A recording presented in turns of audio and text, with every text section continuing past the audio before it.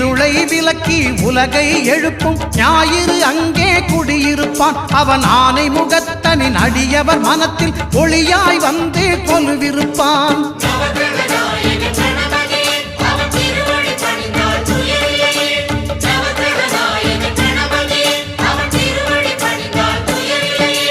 ஒன்பது கோளும் ஒன்றாய் காண